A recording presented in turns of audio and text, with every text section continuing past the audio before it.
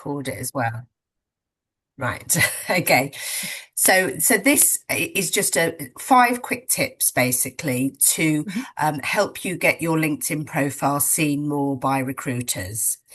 So there is a tool called LinkedIn Recruiter, and it is the gold standard of headhunting. So um, it costs a fortune. In fact, my license is up for renewal, and it cost me £2,500 every quarter. So it's a really Oh expensive tool, but wow. it's a Okay, yeah. really good tool to have. And this is about getting you at the top of searches because if you do a search, obviously it comes out as a list, and what you want is you want to be able to be nearer the top of the list if possible. Yeah. So these are, as I say, just 5 top tips. So, right. So the first thing, and I can't remember actually from looking, Emma, whether you've got this set, is your Yeah. open to work swipe. Right. Okay. So I'll Yeah. I'll go through this just quickly. So basically what you want to do is on your profile, click on open to, and that then brings up the drop down and you want to click on the finding a new job part. So that Mhm. lets people know that you're open to work. But then on top of that, this box opens up and you can give a bit more information. So what I would say is click recruiters only. And if you've been made redundant, then you want the swipe as well, the open to work swipe. If there is anybody who is currently in work and not necessarily happy and looking for their next role, if you tick recruiters only, then you will still come up as part of the recruitment search, Okay. but you're not letting everybody know that. And actually, the Yeah. other thing to do before you do all of this, which is just quite a good thing if you're making changes to your profile, which you might be doing at the moment anyway, is if you on your profile, if you click on you and then on the drop down, click on settings and privacy. And then on the Mhm. right, left hand side, it says visibility, which brings up another list. Right at the bottom of that, there's a thing that says share profile updates with your network. And while you're messing around with your profile, take that off because you don't want. So, for example, Okay. if you changed your job title from customer success executive to customer success manager, you don't need everybody to know that. You just want to kind of get the Yeah. words right. Yeah. So yeah, so I do that bit first, and then as I say, you've got Okay. your open to work swipe, which is a good thing to have. So that's Yeah. kind of the Perfect. first tip is to make sure you've got that right. The second thing is to leverage your headlines. So I think it's so lots of people do funny things with their headlines these days, which annoy me. And the reason they do it is to stop recruiters from approaching them. So I Okay. saw one the other day, somebody who I know really well, who I know uses LinkedIn all the time, was something about seeing camels off in the sunset as his job title. It's like, whatever, that's not your job title. Yeah. That's not your job title, no. No. So what I would do is I would use ChatGPT for this, Emma.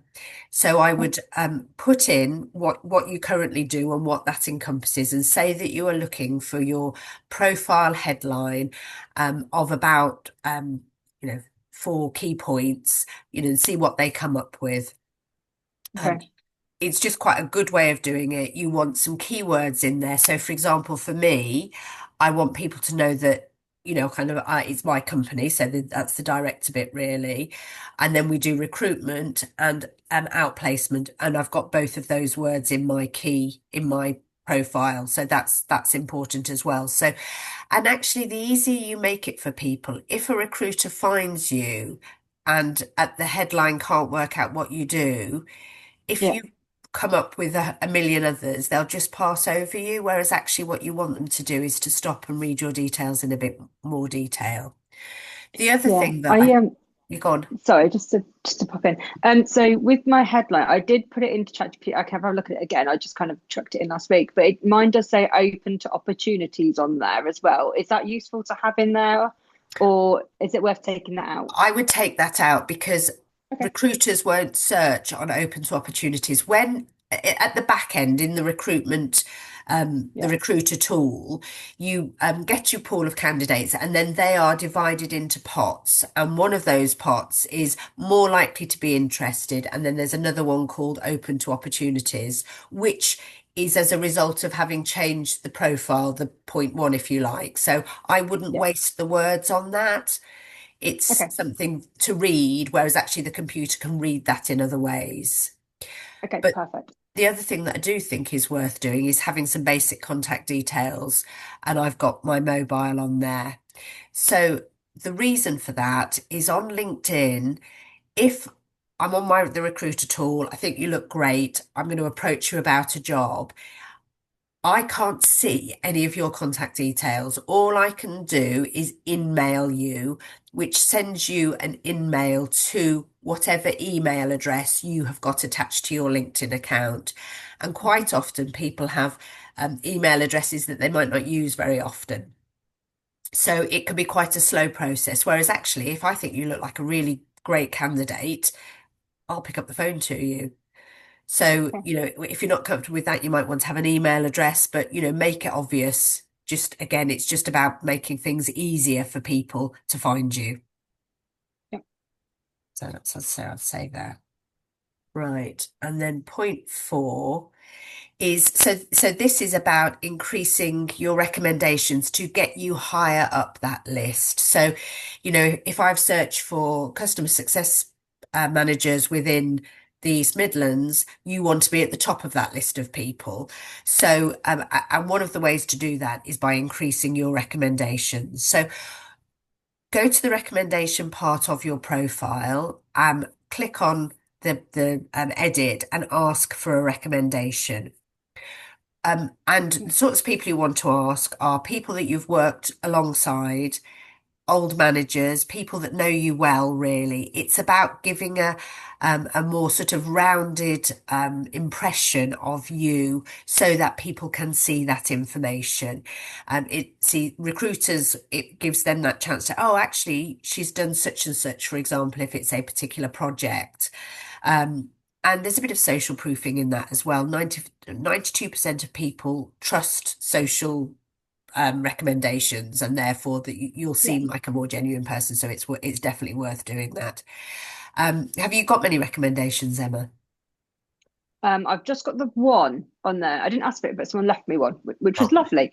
Um, but that was a long time ago, though. So yeah, I could do with probably asking for some more. So I might ask my trusted group if they can leave me one.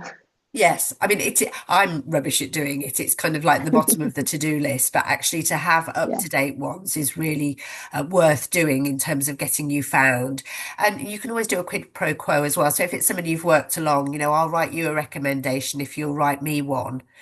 Yeah. And the other thing to be aware of is that they don't just automatically appear on your system. You have to accept them. So if somebody's written Okay. something and the wording isn't quite right, I had somebody who had misspelt something in their recommendation, which just to me felt that it just negated the whole recommendation. So I Yeah. just didn't use it. I didn't put it on my profile.